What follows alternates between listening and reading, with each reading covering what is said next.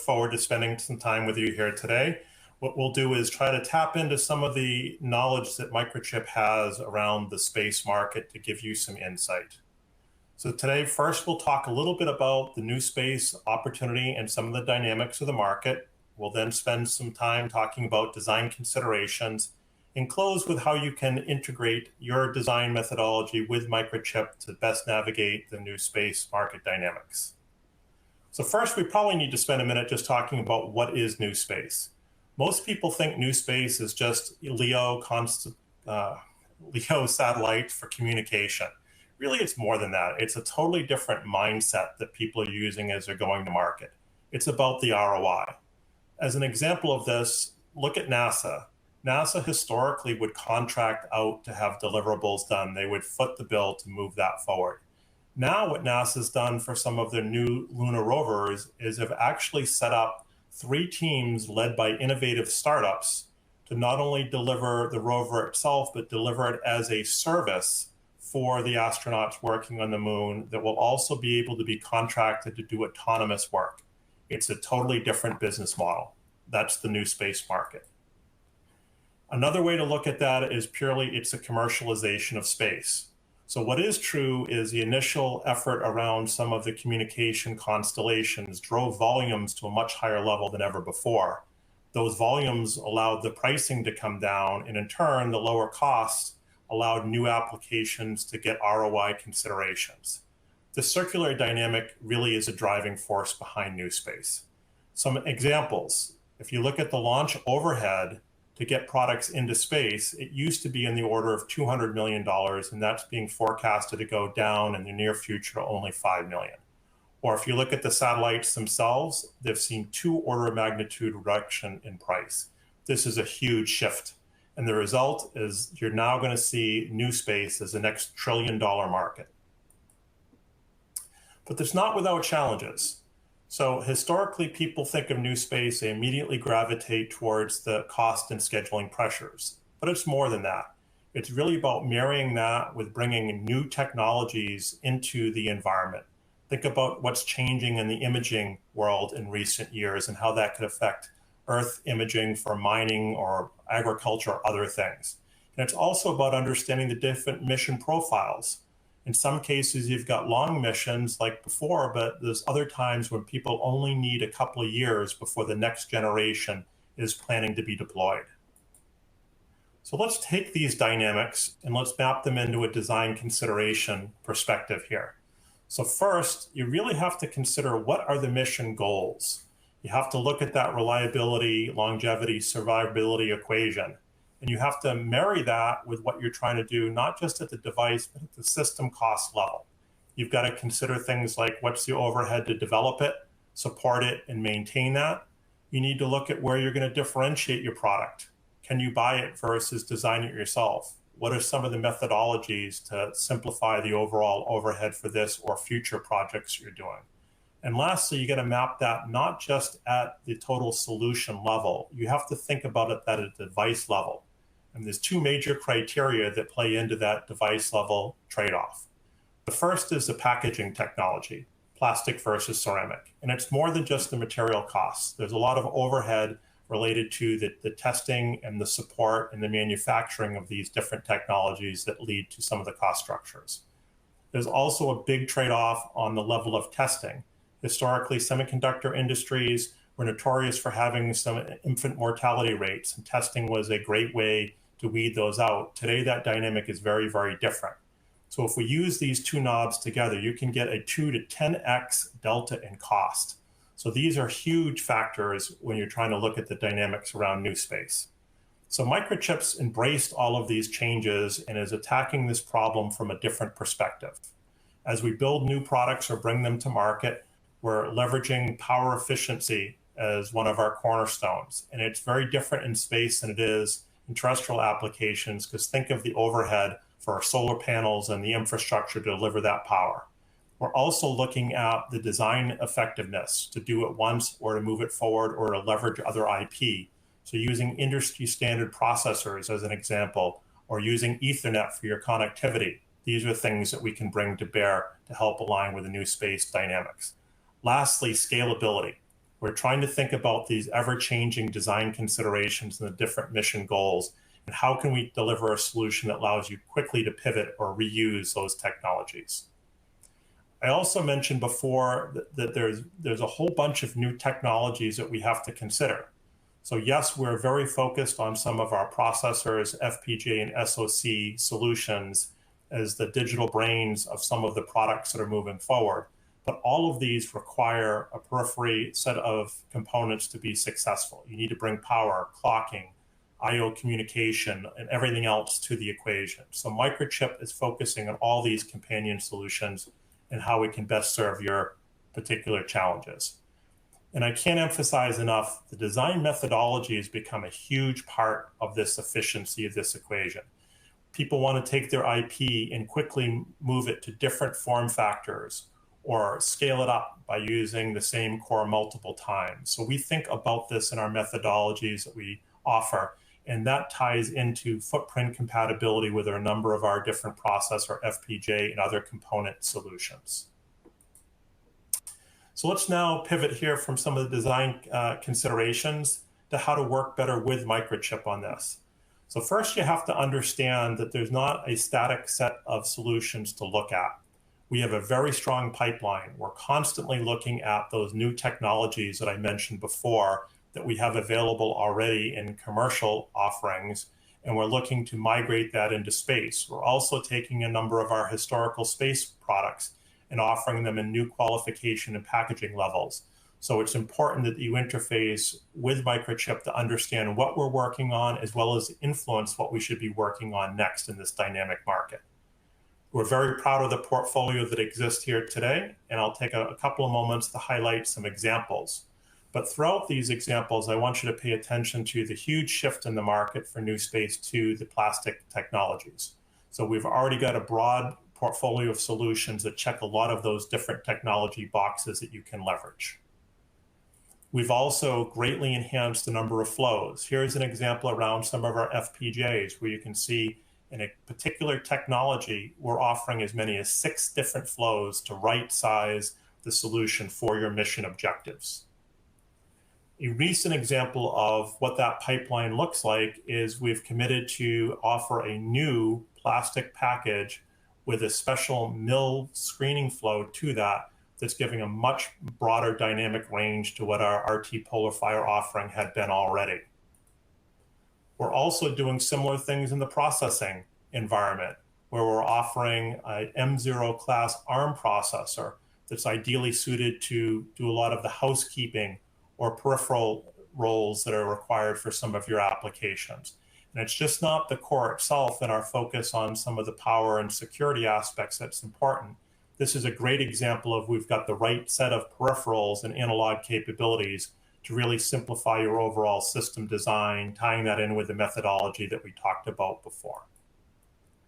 Another example has to do with the communication. Historically, SpaceWire had been a big part of the communication infrastructure, and they actually have a roadmap to higher performance with space fiber. But what we're seeing here and helping fuel is a pivot away from that more proprietary to an open architecture in the Ethernet sides of things, which is offering all kinds of efficiencies of letting multiple companies collaborate together. Think back to that lunar example I mentioned before, where there's a half dozen companies all working together for these rovers. This is an example here where we've added a new quad-core version of this that's got optimization on the back end to interface to the FPGA using less pins and less power than before. So not only is this a new technology to offer redundancy in some cases, it's driving the overall power and swap down for your systems. Speaking of power, here's another example of where we're trying to evolve our solutions. We've had a traditional rad hard solutions for DC to DC conversion. We're now using new packaging technology and practicing what we talked about earlier of selecting the components within this to right size those qualification levels to get to the right module level mission goals that you're looking for. So now we can offer not only a deep space, but a LEO or new space version of this. But that's not all we're doing here. We're using those standard products as a way to build efficiencies in what we're doing. But we want you to recognize that, customization is really a core competency and part of what we see as the new space market dynamics. As much as 50% of what we offer in some of our RF, discrete, power delivery types of components are all custom versions that we do for our clients. So we welcome you to engage in this very simple process. Reach out to us, let us understand a little bit of what your key parameters are, and we can typically give you a quote back in a couple of weeks. This is giving you that additional ROI that you're looking for to hit your next goals. Clocking, here's another example. We've got a huge portfolio, we've got a lot of options, but what we did is we looked at some of the most common combinations and we created a set of recipes where you've now got a very optimized way to do that semi-custom set of solutions here for your next design. Another example of how we're pivoting here is to try to lower your development costs. So now we've got a lot of our processors, FPGA, and even that Ethernet component that I showed earlier. What we've done is created app notes that allow you to speed the implementation of the clocking solutions for that. But what's really unique and relevant to this conversation is on the right, you can see that for each qualification level that we're offering for that standard component, we're now offering an equivalent qualification level in that clocking solution. Highly optimized, easy to use right out of the box. And lastly, want to just talk a little bit about what we're doing on the discrete sides of things. So historically, Jan parts and the DLA process was a cornerstone for anything to do with space. But we're seeing this new space dynamic influence this as well. And frankly, the government agencies, although they are looking to support plastic in 30K, 50K, different screening levels, they really can't keep up with what the work on their side to go off and offer these standard numbers. So Microchip has our own set of part numbers where we can get to market faster, and we're marketing them under the Microchip New Space brand to help indicate how committed we are to this particular market. So I know we've talked about a lot of things here quickly already. There's a lot more we could have talked about today. So we encourage you to go off and to look at what we have to offer in the public domain, but to also sign up for our newsletter where you're going to get insight on some of the recently released products and some of the application notes. But you still need to talk with Microchip to tap into that pipeline that we mentioned before. So really, in closing, I want you to think about Microchip as the leader supplier for space. We're very proud of our flight heritage, and we're constantly evolving our portfolio of scalable solutions that allows you to be more efficient in your proposals and to maximize your ROI. Now I'm very excited. We have Chuck here with us for our live Q&A portion of today. Hey, Chuck. So we'll start off. If you guys have any questions, just as a reminder, we do have that Q&A function. We'll also be monitoring the chat. So the first question we have today is, does Microchip have any low-cost modules for electronics engineers and any trends to help learn or specialize? Yeah, so we talked about a lot of different technologies at a high level today. All of our product pages have a section that has information on all the available development boards that are directly from Microchip.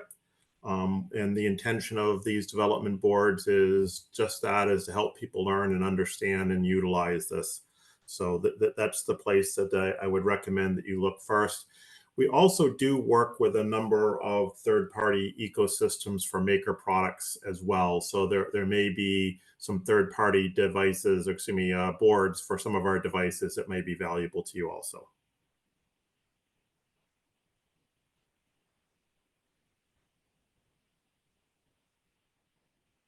Great. Next, do you follow, what are those guidelines like CC, SDS, ESA, NASA, engineering guidelines to validate your components? So, there's a traditional space industry, and today we're really talking about new space. So we certainly do follow a number of industry qualifications out there, if you will. We've got over 60 years in the space market. So, over time, there has been a number of different qualification levels. driven both by US, MEN, and others. But really today we're talking a lot more about what's happening in the new space. And that's really about breaking away from some of those guidelines, if you will. So we use terms like sub QML flows, and we also have a variety of different proprietary flows that we try to use to pass on cost savings to a number of different customers that are trying to be a little bit more innovative. Gotcha. So talking about specifically new space, how is Microchip getting, breaking into this new space market, especially as it continues to evolve, like you've said? Yeah, so we're trying to leverage our historical position as a leader, but we also have a lot of technologies as a broad-based supplier as well. So, for the new space in particular, what we're trying to do is take our existing portfolio, introduce some of these sub-QML or other proprietary flows, use plastic packaging, and then, just try to bring new technologies that historically haven't been in the market to try to, stimulate innovation. A couple of years ago, we actually brought Ethernet products to the market, and we've seen tremendous adoption in a very short time, as an example. So that's an example of how we truly penetrated the new space market with that new technology in combination with the packaging and the flows. Hmm. And can you just share a little bit more about why the new space market and why Microchip? Yeah, so the new space market from a business perspective is really a growth area. So this is something where NASA in particular, as well as it was mentioned ESA before, the European Space Agency, have kind of shifted towards trying to fund things and rather stimulate different activities, if you will. So, with that new space market is really about innovation. So what we're trying to do is provide that infrastructure through all of our different technologies, work with our own development boards, third parties, folks like Hackster, to try to bring those to play and to try to have scalability in our solutions. So that allows people to target the right return on investment for a particular mission goal. And then, in case we don't get, this might be the last question for today, Okay. but uh, Hackster, we have a mix of all sorts of engineers, some who are very professional in this field, and some who may just be curious how to be involved, especially if you're, locked on Earth rather than able to go into space. Um, so, are there examples of how, all levels of engineers can work with Microchip and break in or at least tinker within the new space market? Yeah, so a part of the rationale of calling it new space, if you will, is to try to think about it differently. So, historically, doing anything in space was unreachable by anybody but governments, Hmm. and that's really changed now. You can actually go online and buy a slot on an upcoming launch and put anything you want into space. So it's kind of a brave new world, and part of that is people are looking to try to create new ways of doing business. So imaging, now you can take pictures from space, and that's helping farmers figure out if their crops need more water or not. So the point I'm trying to make is anybody in the world really can come up with some of the different products, if you will, that are available commercially, and work with some of the companies that offer the ability to put these into launch vehicles and into satellites. So you need to think about the world a little bit differently. There's a lot of VC dollars that are flowing into this to feed some of these startups, and we often work with companies that have little or no experience in that market. So first, that's kind of the larger landscape. As an individual, maybe you're not playing in this innovation, you just want to learn more. Um, Almost any technology that you can think of is now applicable to space. Just recently heard somebody talk about, cellular infrastructure for the moon, right? Who would have thought of that not too long ago? So there's a lot of different things that are happening here today, or even batteries, right, for going off and powering different communication devices on the moon. So To me, I would just look at it as technology. Any and all forms are going to be used in space in the near future. There's a huge ecosystem today that's very accessible by all of your potential engineers that are out there. And now it's just a question of looking for those innovative companies that may allow you to pivot some of that learning or that work that can now literally be put into space. Maybe another example is just recently there was a launch of a bunch of celebrities that now claim that they went to space. Tourism is just another Mhm. example how the market has changed. Absolutely. That was the last of our questions, unless someone else, hello, has added anything to the chat or to the Q&A. So, Chuck, the floor is yours. Is there anything else you'd like to add about new space, and Microchip's role in, propelling us forward? No, I think we covered a lot of ground, and I appreciate everyone's time today and their interest in this subject. And there's a lot of information that's up on the website for connecting some of the dots. And the materials there. If anybody wants to reach out to me offline with a more specific question, feel free to do that. We're trying to look at being stewards of the semiconductor industry for this market, and so we welcome your thoughts or inputs on how to best serve you as the market evolves. Awesome. Thank you so much for your time today, Chuck, and thank you everyone for joining this webinar.